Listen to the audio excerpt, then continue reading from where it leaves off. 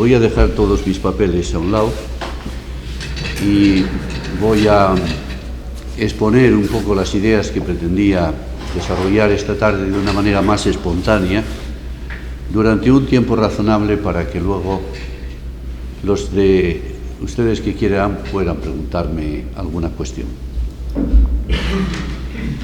Hace ya unos cuantos años, cuando yo empezaba a trabajar los temas de población,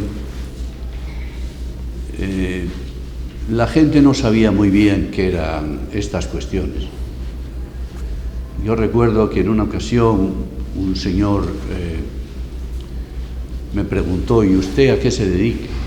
Y yo dije: pues mire usted, yo soy demógrafo. Y ese señor me dijo: ¿y eso qué es? Y dije: pues mire, los demógrafos estudiamos los temas de nacimientos, de funciones, las migraciones, cuántos mayores hay, cuántos jóvenes. Entonces se me quedó mirando de arriba abajo y me dijo: pues vaya oficio de las narices que tiene usted. La palabra narices es un eufemismo, ¿eh? Yo creo que eso ya no ocurre en estos momentos. Ahora, cuando una persona te pregunta a qué te dedicas y le dices: bueno, me dedico a la demografía, a los temas de población, te mira y te dice: hombre, qué interesante eso que hace usted. Y es que las cuestiones demográficas se han convertido en un asunto de capitalísima importancia para nuestras sociedades. En general para todo el planeta, pero de una manera especial para las sociedades que, como la nuestra, han entrado en una situación demográfica francamente preocupante. Yo les voy a contar cuál es la situación de al menos 4 grandes variables poblacionales y después les voy a decir, desde mi punto de vista, qué habría que hacer para intentar corregir esa deriva que he calificado hace un instante como preocupante. Evidentemente es necesario empezar por los temas de natalidad. Hemos llegado a una situación de natalidad tan baja que o empezamos a actuar de una manera decidida para corregir esa situación, o vamos hacia un futuro de una incertidumbre muy grande, que no sería en modo alguno deseable que tuviéramos que alcanzar. Para que ustedes se den una idea, les voy a dar un solo dato. En la época, ustedes habrán oído hablar sin duda alguna de esa época, del baby boom, nacían en España al año una media de 660.000, 670.000 niños. La etapa del baby boom español se alarga entre el año 55 y el año 75, periodo durante el cual nacieron aproximadamente 14 millones de personas. El año 2022, el año pasado, ha dado la cifra de nacimientos más baja de nuestra historia, con 329.000. Eso quiere decir que los nacimientos actuales, en comparación con los que había en esa etapa del baby boom, son menos de la mitad.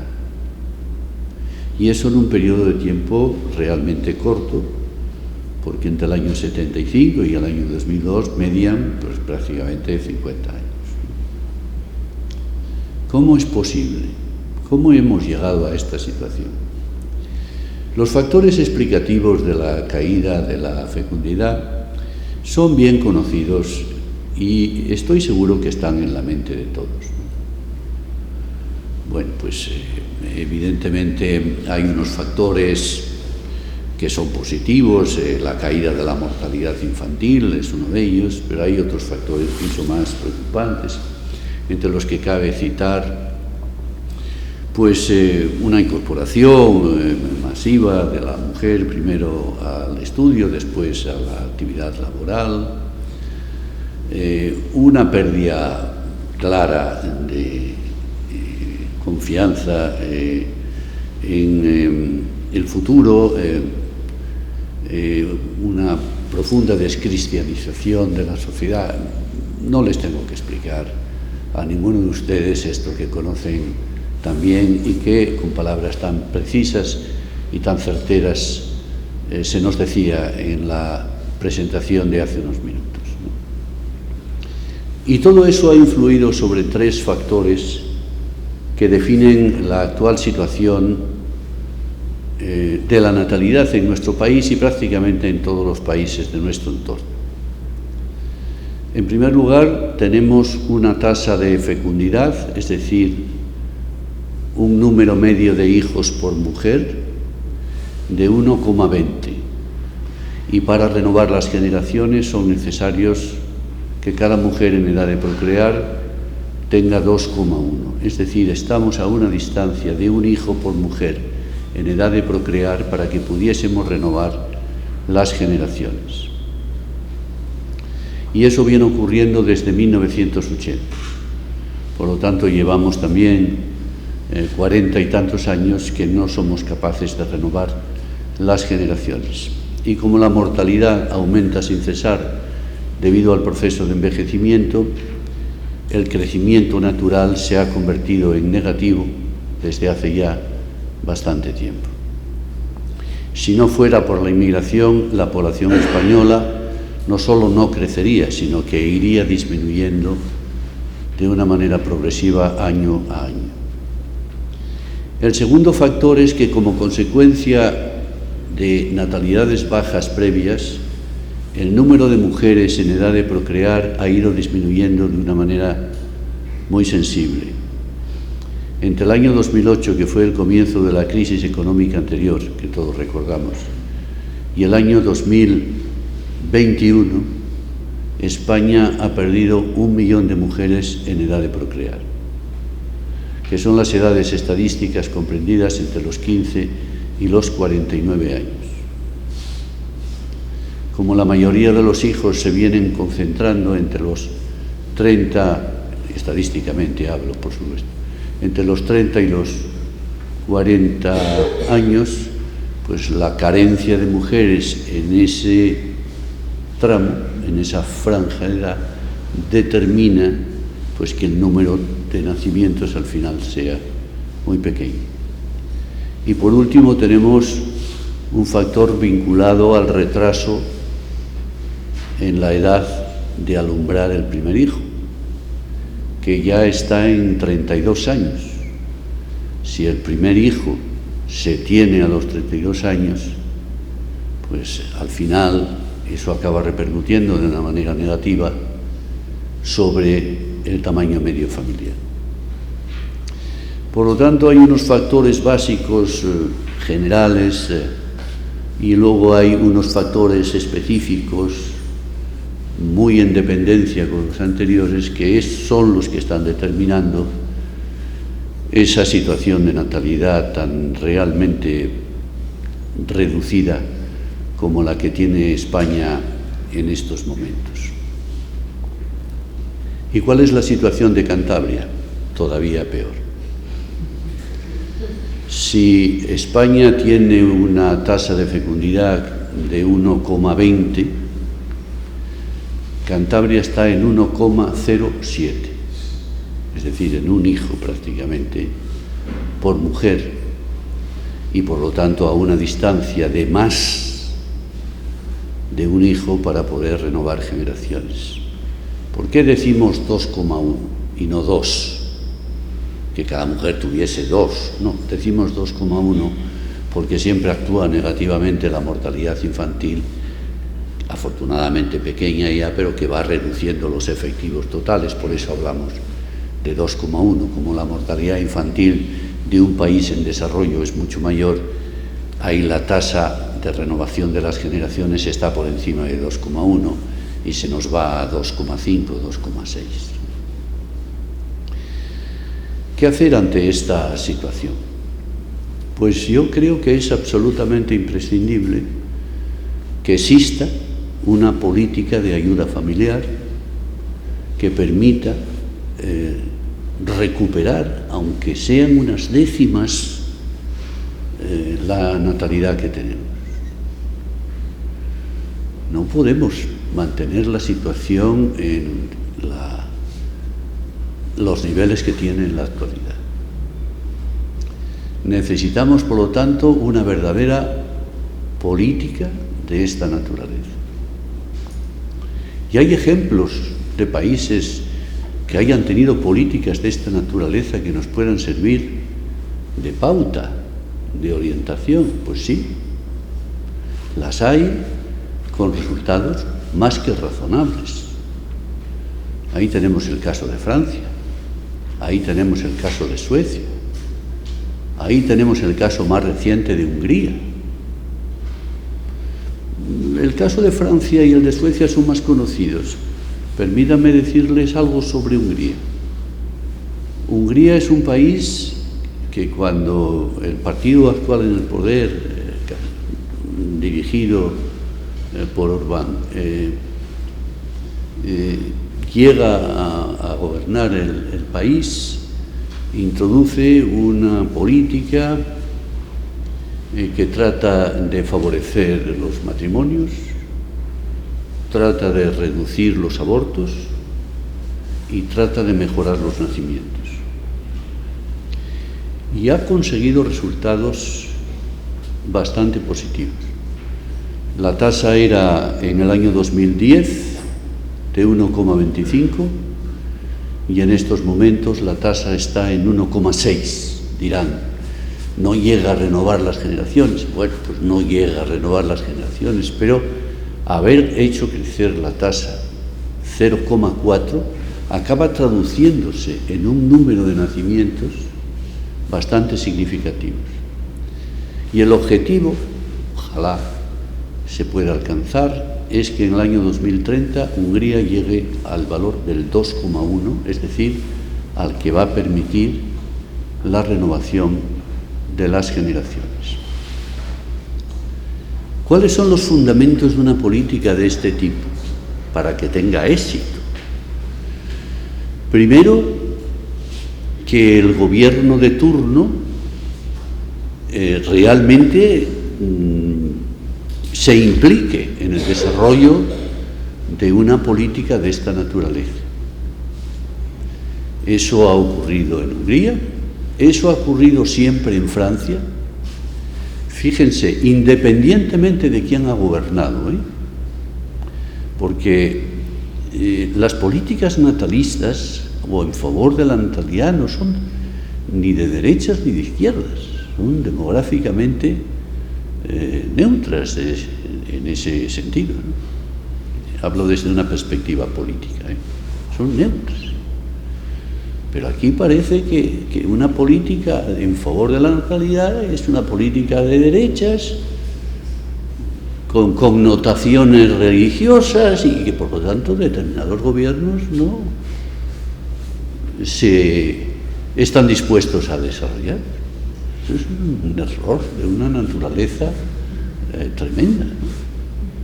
Es decir, en Francia da igual quién haya gobernado, los partidos de derechas, los partidos socialistas, todos han mantenido una política de esta naturaleza. Por lo tanto, primera condición, que haya realmente una implicación de las autoridades en favor de esas políticas.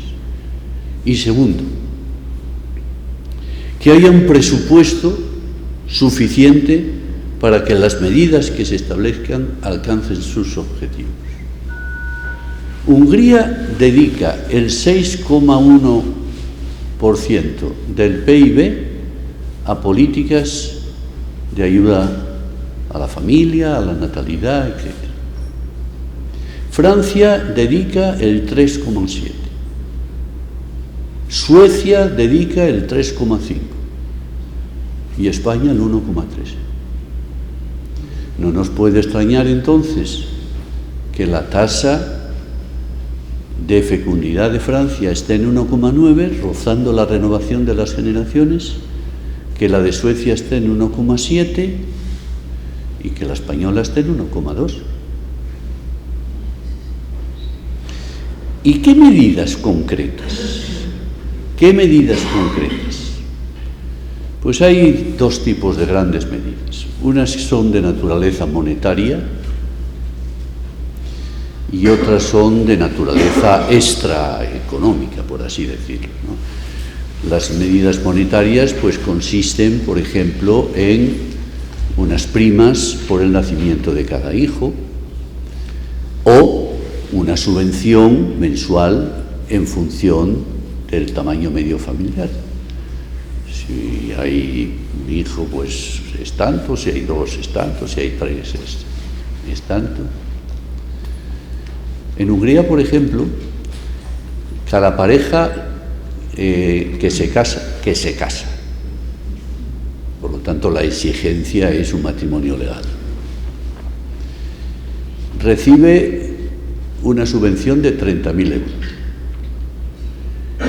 Si esa familia tiene un solo hijo, solo devuelve 1/3 de esos 30.000 euros.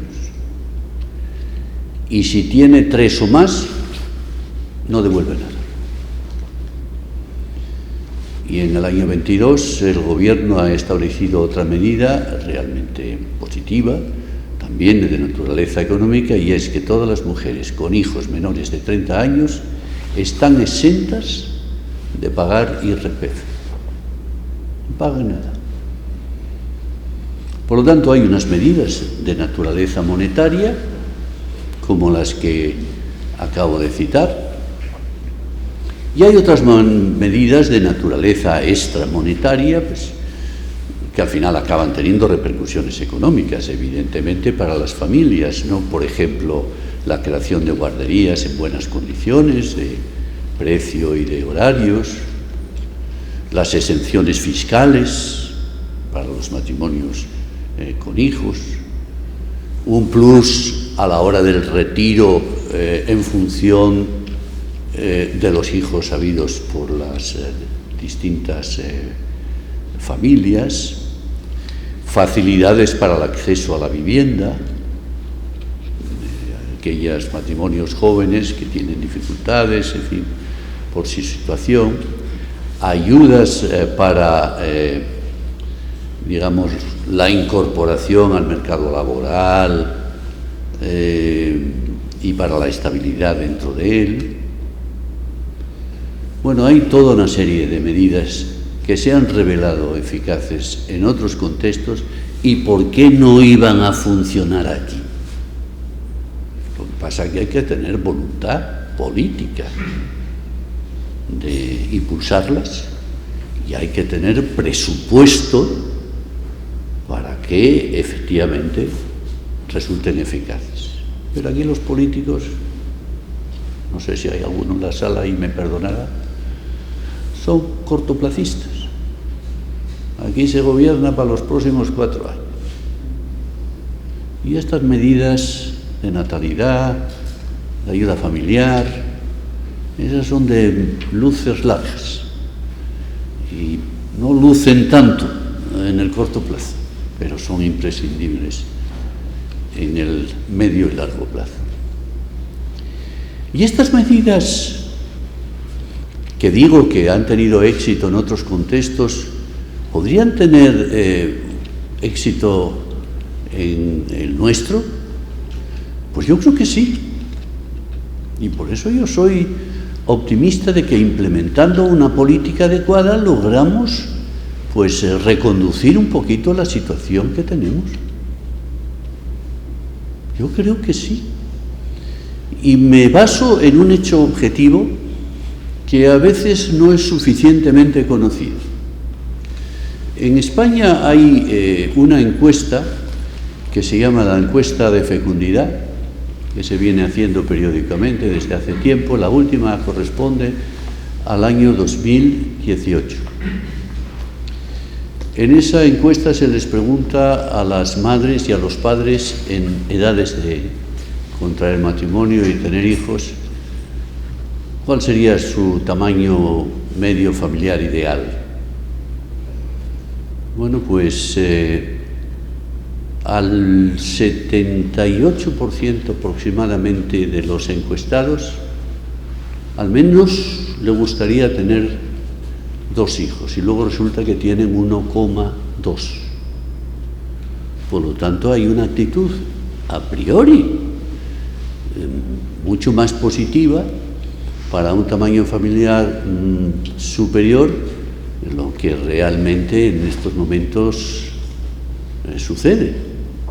Por lo tanto, yo en ese sentido creo que con una política en condiciones que tuviese estos ingredientes que mencionaba y quizás alguno más, que no es cuestión de sobrecargar con datos y con nuevos argumentos mi tesis, ¿no? Yo creo que podríamos mejorar la situación. Hay cosas que resultarán más difíciles, hay territorios donde eso no va a ser tan fácil, hay otros donde quizá pueda resultar mejor.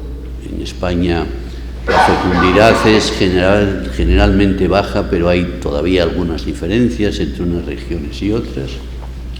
En cualquier caso, necesitamos una política nacional para todo el territorio, cuyas medidas luego se puedan dosificar en función de las peculiaridades que pueda tener cada uno de los distintos espacios. ¿Y qué otras situaciones podemos encontrar que merecerían la pena reconducir? Desde luego, para mí, la cuestión más importante es el tema de la natalidad, sin duda alguna. Pero bueno, no es la única variable demográfica. Tenemos, por ejemplo, otro tema que salía aquí, Fredo mencionaba el tema del envejecimiento.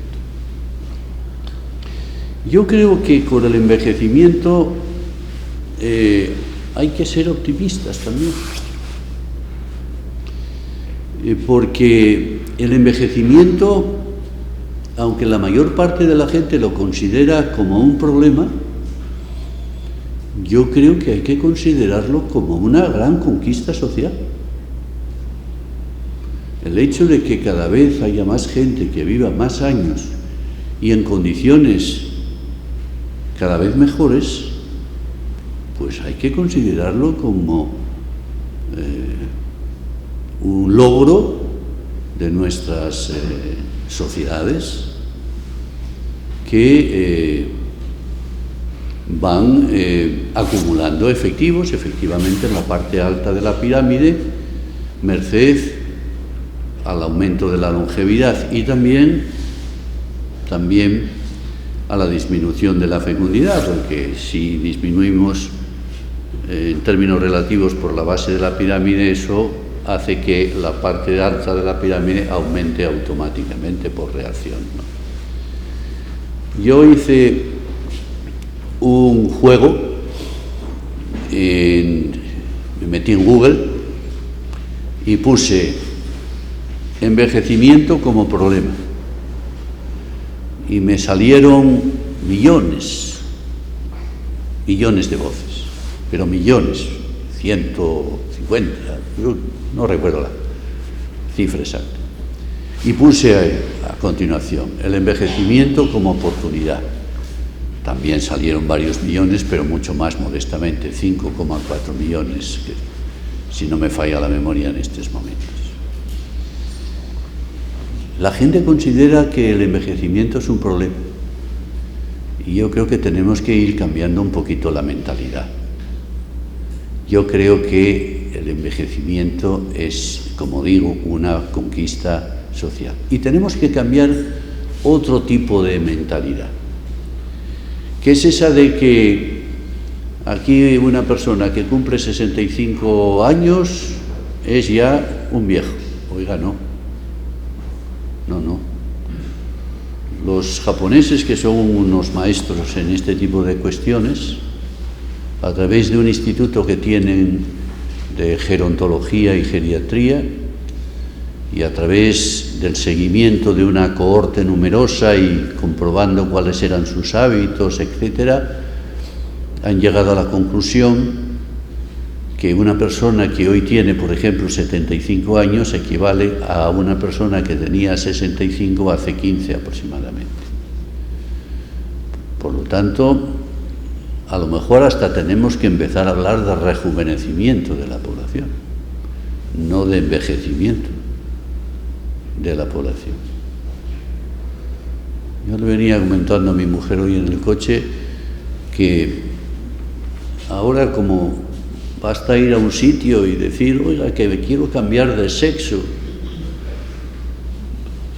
Oiga, yo creo que voy a promover la creación de una oficina para cambiar de edad. Es que yo me siento que no tengo 70 y tantos como tengo, que tengo 10 o 15 años menos. Oiga, inscríbame, que yo tengo 62. ¿Cómo que tiene usted 62? Mentales 62. Los físicos son de un segundo nivel. Ya no podemos definir la vejez como aquellas personas que tienen 65 años y más. La esperanza media de vida está en 86 años para las mujeres y en 81 para los varones, y por lo tanto hay que elevar el umbral y hay que considerar que hoy la vejez hay que situarla mucho más arriba de lo que la situábamos hace tiempo. Y el envejecimiento, independientemente de dónde coloquemos el umbral, exige también algunas medidas de política, porque yo creo que también nos tenemos que enfrentar a esta situación con algunos instrumentos. Por ejemplo, a mí me parece que habría que establecer políticas para que la gente que hoy se encuentra mucho mejor salud y que ya desarrolla oficios prioritariamente en el sector servicios, en el sector terciario, podría trabajar más tiempo del que realmente lo hace, ¿no? Hablo de carácter voluntario y hablo para determinado tipo de ocupaciones. Evidentemente no meto en el saco igualmente a un ingeniero de una empresa tecnológica que a un obrero de las minas del Bierzo, no, son dos cosas evidentemente distintas. Pero promover una vida activa más prolongada a mí me parece que debería de ser algo que deberíamos pensar. Por supuesto, atender a esas personas mayores en todo lo que van a necesitar, tema de pensiones, que estos días está tan de moda, temas de salud y temas de discapacidad y temas de dependencia. Y habría que promover todo aquello que hoy llamamos la Silver Economy, que son todas esas empresas dedicadas a la proporción de actividades y de servicios para la gente mayor. Por lo tanto, también junto a las políticas de natalidad, desde mi punto de vista, necesitaríamos unas políticas relacionadas con el tema de los mayores.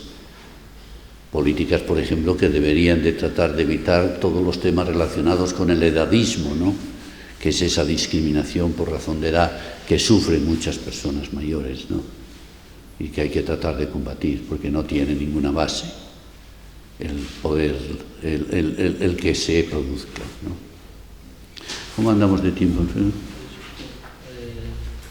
6 minutos más. 6 minutos más. Hablo de la tercera cuestión, pero antes una referencia a Cantabria, porque también prometía hablar de Cantabria. En temas de envejecimiento, vamos a seguir utilizando la palabra provisionalmente, Cantabria peor que España también. De tal manera que si la tasa de envejecimiento de la población española está en un 19% aproximadamente, Cantabria está ya en un 20 y tantos. Por lo tanto, si esas medidas son necesarias para todo el territorio nacional, lo son especialmente para comunidades como la que en la que estamos, ¿no? Menos natalidad que España, más envejecimiento, por lo tanto medidas imprescindibles en uno y en otro ámbito. Hay un tercer ámbito que es el ámbito del despoblamiento. El tema del despoblamiento es un tema complicado. Tratar de revertir una situación como la existente en nuestro territorio no es fácil. Se ha producido desde hace muchísimo tiempo un éxodo rural muy poderoso que se ha llevado a gente joven, a más mujeres que varones, de tal manera que en nuestros municipios rurales quedan prioritariamente personas muy mayores. El número de octogenarios que hay en muchos pueblos es realmente muy fuerte y quedan más varones que mujeres. El éxodo femenino desde el campo a la ciudad fue más intenso que el masculino.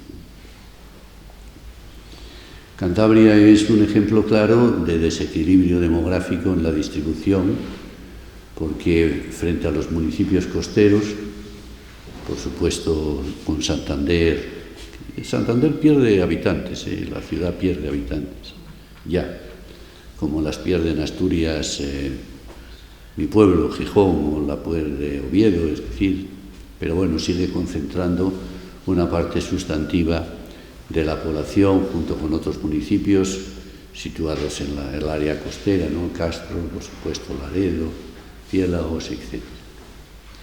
Por lo tanto, frente a esa fuerte concentración de la población en los municipios costeros, luego hay un vaciamiento muy poderoso en los valles interiores,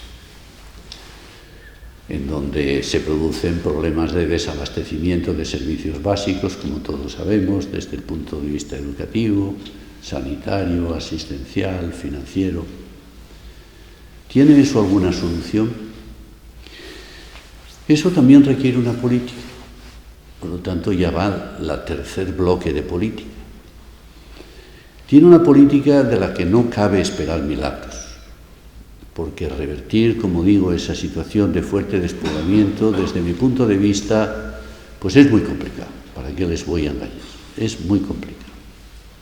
Ahora, ¿caben algunas acciones correctoras? Sí caben algunas acciones correctoras. Trato de pasar del realismo al optimismo, presentando una situación complicada, pero diciendo que tiene correcciones, si actuamos en consecuencia. Y podríamos, por ejemplo, resolver el problema del despoblamiento a través de un sistema que ha tenido mucho éxito en algunos otros países. Ha tenido un éxito en Francia, ha tenido éxito en Alemania, ha tenido éxito en Inglaterra, sobre todo en la parte de Escocia, que es la creación que llamamos de lugares centrales en los cuales tú concentras toda una serie de servicios para atender a la población del territorio circundante. No se trata tanto de crear en cada uno de los pequeñísimos municipios, algunos con poblaciones inferiores a los 100 habitantes, todos los servicios, porque eso no hay presupuesto que lo resista, pero sí concentrar esos servicios en determinados lugares centrales, de tal manera que a la población se le facilite acceder a esos lugares centrales para satisfacer sus necesidades educativas, sanitarias, financieras, etc.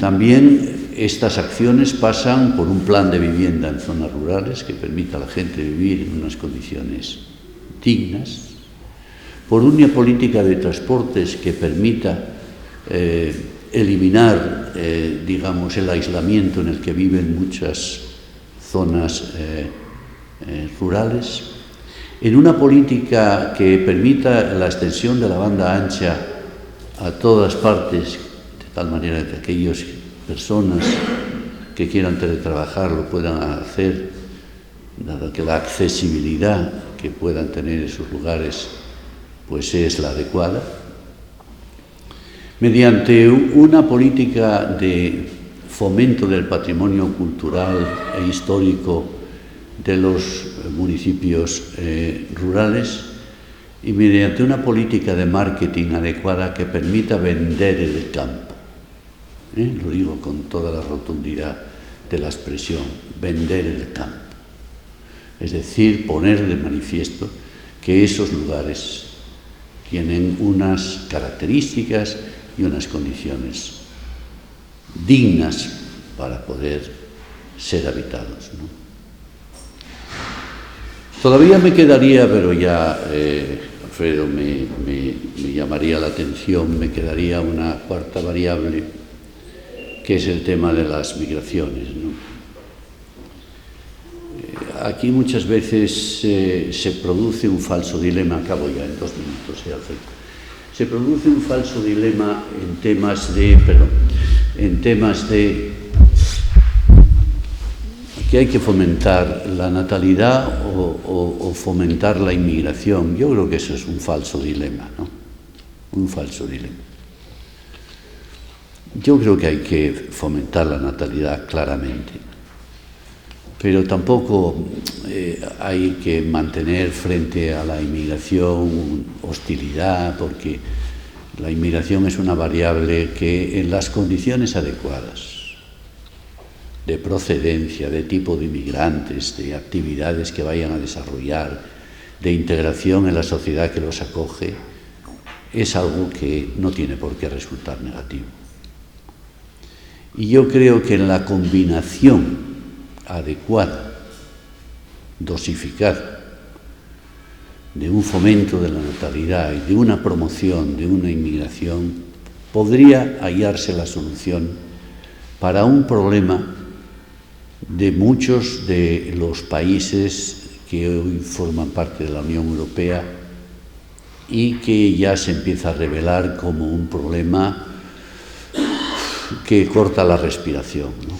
Que es no ya que no crezcan, sino que empiecen a experimentar reducciones absolutas de población. Hay 8 países en la Unión Europea que pierden cada año población. 8. Algunos es verdad que son pequeñitos, pero otros no son tan pequeñitos, ¿no? Italia no es tan pequeñito. Alemania está ahí en el borde, ¿no? Bueno, pues yo creo que una buena política que sepa dosificar de una manera correcta el fomento de la natalidad para recuperar esa situación tan tremenda que hoy existe en esos estados, con una política migratoria que, insisto, debe tener ingredientes que permitan que esa inmigración sea la que necesita el país de acogida, podría encontrarse la solución que evitase esa pérdida absoluta de habitantes que ya tienen 8 países europeos, pero que amenaza a muchos otros de la propia Unión.